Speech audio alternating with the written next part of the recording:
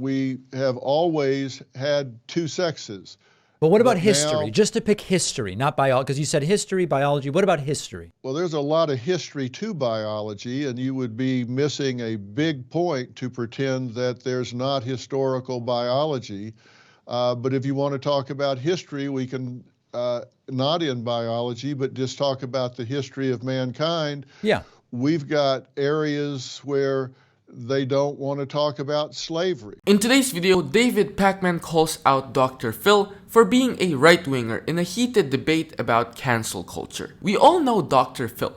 He's got one of the biggest TV talk shows out there. And while he's claimed he's not political and doesn't care about politics, his recent actions say otherwise. He even spoke at Donald Trump's rally at Madison Square Garden, where he slammed the Democratic Party's cancel culture, calling it nothing more than bullying. And here's the thing, Dr. Phil's arguments are full of opinions without much to back them up. And that's where Pakman steps in, breaking down Dr. Phil's claims and exposing the lack of real evidence behind them. So let's dive in and watch how David Pakman absolutely exposes Dr. Phil in this heated debate. We had one group of people that wanted to start describing slavery in history books as involuntary relocation.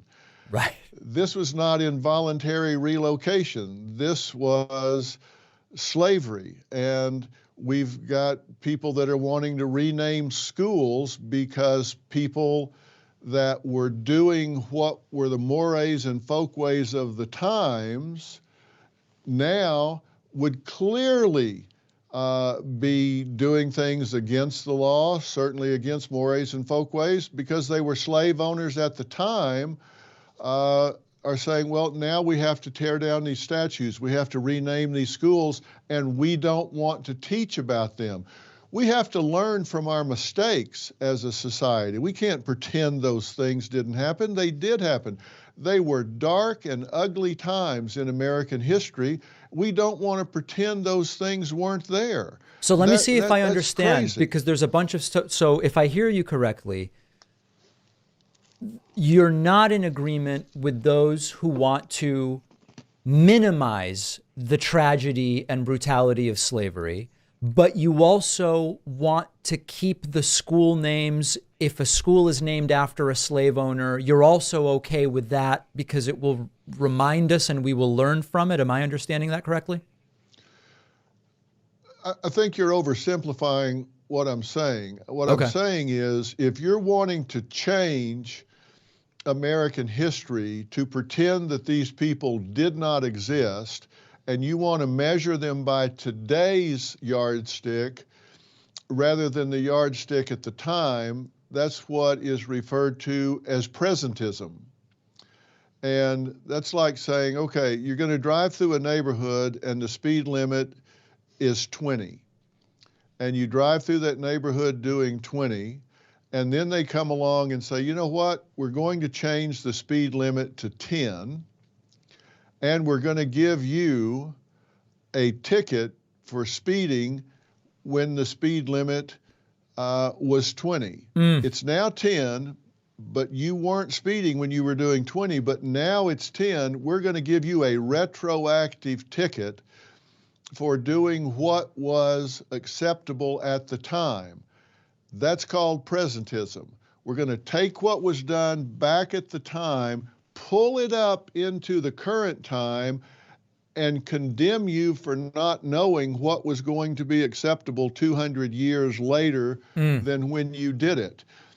And I think that is really narcissistic and arrogant and rewriting history instead of letting people learn from the mistakes that were made in America and that we need to learn from so we don't make those mistakes again. Because some of those people also did some really good things at the time. We don't need to endorse everything they did, but we need to acknowledge the good and the bad. You know what else is bad? You not hitting that subscribe button. So if you're enjoying this video so far, please consider hitting that like button and subscribe. It helps out the channel a lot. Now, Dr. Phil compares removing slave owners' names to rewriting history, but Pakman calls him out. pointing out that changing a name isn't erasing history. It's about who we choose to honor. No one's trying to pretend slavery didn't happen. They're saying we shouldn't celebrate people who owned slaves. I mean, we learn about Hitler and the Holocaust in school, but you don't see German schools named after him. That doesn't mean Germany's ignoring history. It just means they've chosen not to glorify someone responsible for so much suffering. Dr. Phil really thinks removing statues and renaming schools means people won't learn about history. But come on, taking down a statue doesn't erase someone from the textbooks. Nobody's going to forget who George Washington or Thomas Jefferson were just because their names aren't on a school building. And honestly, keeping those names up can send the wrong message, especially to black students who have to walk into a school named after someone who would have owned their ancestors. And let's be honest, if changing a school name makes a community more inclusive and respectful, how is that exactly a bad thing? When it comes to cancel culture, something you've also written and spoken about, what do you think is the prototypical or emblematic example of someone who was unfairly canceled over the last few years? Well, I think the idea of cancel culture is more than one person, and I'm not going to speak specifically about one person. What I'm going to say is you've got people that want their speech instead of free speech. And so they will come in and talk about in a university certain things that can't be shared, can't be talked about. We've got universities that have put out language that they highly recommend their professors to not use. One of them that jumps out at me from the University of California is they were encouraged to no longer say America is the land of opportunity, or the job should go to the most qualified person. They were saying you can't say those things anymore because they are considered to be oppressive. And if you have university faculty, even tenured faculty, that talk about those things or ask their students to take positions that are contrary to what they believe, what the students believe, they get grieved against, they get suspended, they get disciplined, and in a sense canceled at that point. You know, that's interesting. Let me weigh in on that a little bit because that's very interesting. You know, in preparation for the interview, I looked at the academic setting because a lot of times when we talk about cancellation, we talk about, oh, a comedian who said or did something and then for a while they didn't have shows or something like that, you know, Louis C.K., for example, et cetera. I looked for the revocation of tenure for professors in a lot of these schools that you talk about or allude to.